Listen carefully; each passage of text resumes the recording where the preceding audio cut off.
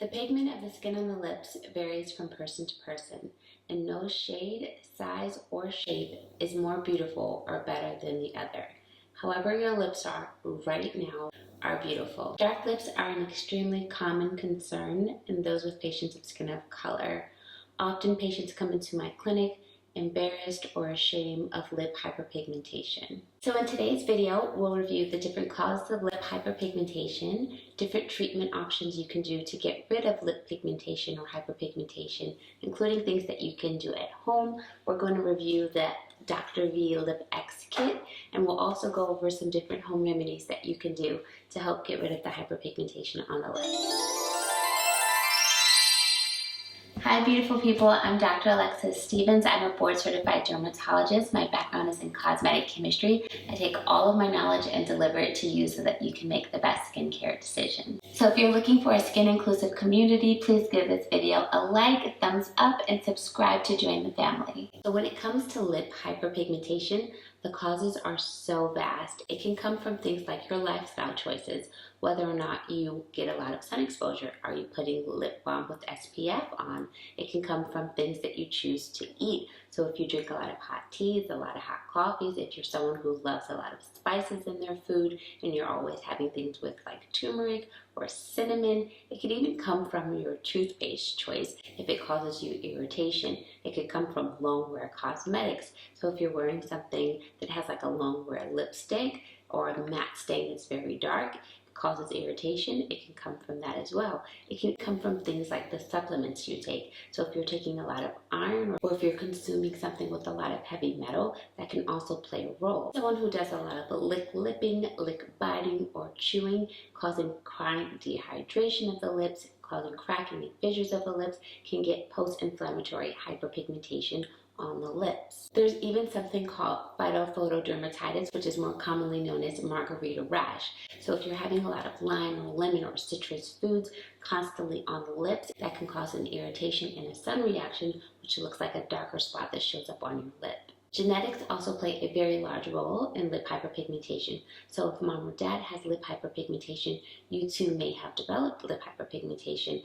When it is from genetics, it usually is going to come in your late teens, beginning adulthood. And this type of pigmentation can be harder to treat, but it does not mean that it's untreatable. Those with eczema or atopic dermatitis may get something called eczematous cheilitis, and that's a hyperpigmentation that can occur on the lips as well. Even vitamin deficiencies like iron deficiency or vitamin B12 can cause lip hyperpigmentation. There are certain drugs that can cause lip hyperpigmentation too, especially antibiotics like minocycline. They can induce something called a fixed drug eruption and end up with dark spots or patches on the lips. Additionally, the overuse of hydroquinone can cause lip hyperpigmentation. There are many other medical skin conditions that can lead to lip hyperpigmentation as well, like a hormonal imbalance, something like Cushing's or Addison's disease, hyperthyroidism.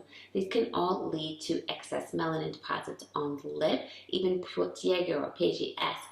And it's possible that you developed a sudden allergy to a product that you've been using for years. So if you're seeing signs or symptoms of inflammation like swelling, scaling, itching, burning, those could all be signs that you've now developed an allergy to a product that you're putting on your lips, which can of course result into post-inflammatory hyperpigmentation. And of course, any new lesion of any color, but especially one of a darker color on lips, can be skin cancer. So if there's something new and troublesome, you definitely do want to go to your board certified dermatologist to get it checked out. Typically, lip pigmentation will show up as brown patches on the upper or lower part of the lip. It can be quite patchy in appearance, or you may have a symmetric and uniform pigmentation. A lot of people find that their upper lip has more pigmentation than their bottom lip.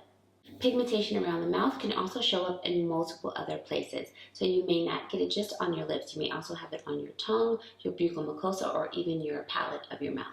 These color changes are caused by hyperactive melanocytes, and the overproduction of melanin results in the brown patch. Hyperpigmentation on the lips can be very tough to treat, and consistency is truly key. Any regimen is going to take you about 3 months to see good results. So the number one thing you can do as far as improvement is if you are actually doing something more lifestyle related that's contributing to the hyperpigmentation, to make sure that you make modifications to that lifestyle habit. For example, if it is indeed from cosmetics or longwear lipstick, switch to a different type of lipstick.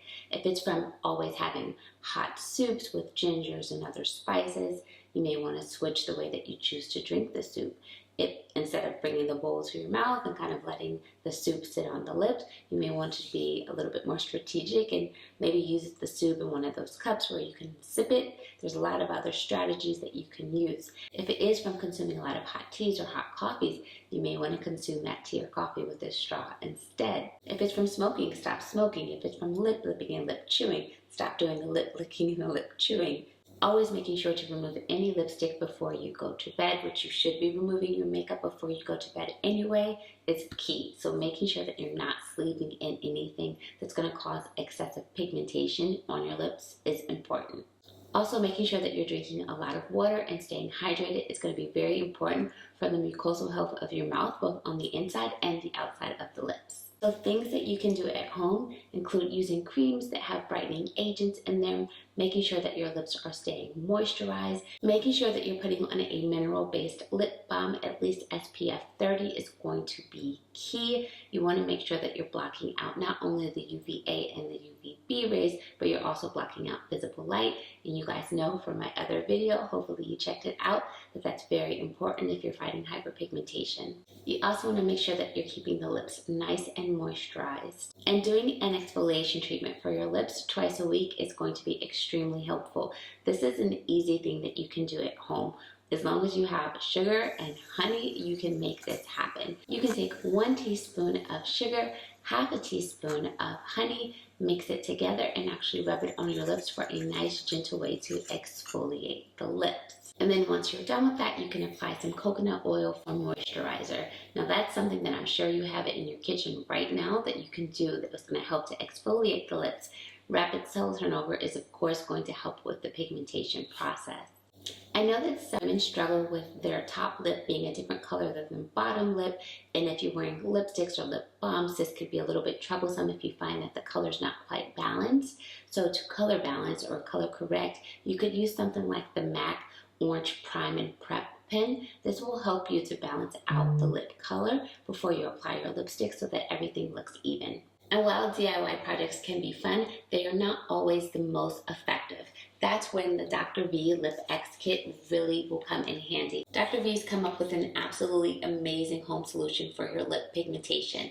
This is the rule of threes, I like to call it, because she has 3 products in here that you're going to use 3 times a week for approximately 3 months so that you can see the results. There's also 30% of tyrosinase inhibitors jam-packed into this kit for you guys. So let's see. I know that you guys all know, but this is Dr. V. She's an amazing doctor and cosmetic formulator and a beautiful person on the inside and out. Thank you so much, Dr. V, for sending me this amazing kit to review. It is my pleasure. So to begin the protocol, you'll start with this LipX scrub. So this is an amazing scrub. It's very good at exfoliating, but it also has some great brightening ingredients in there. So we're gonna go through the list of ingredients here for the scrub. She has retinol palmitate. I know you guys are probably thinking, Dr. Stevens, this is the least potent form of retin A, and you're correct. It is the least potent form, but for the lips, it's also the safest and the most non-irritating form of retin A. So that's why it's in there, and it's going to be great for helping to exfoliate and that cell turnover. Also, kojic dipalmitate is in here. Now, this is a form of kojic acid that is least irritating. It's a ester. She's got alpha-arbutin, and I know you guys know how much I love alpha-arbutin. If you've not seen my alpha-arbutin video, please check it out. That is, again, a tyrosinase inhibitor. She's got licorice extract, so this is another tyrosinase inhibitor, a very nice, natural, non-irritating tyrosinase inhibitor. So then after you gently apply the scrub to your lips, you're going to go in with the mask. Now the mask is something that you're going to keep on for 15 to 20 minutes and then you will rinse it off. The mask is full of amazing ingredients.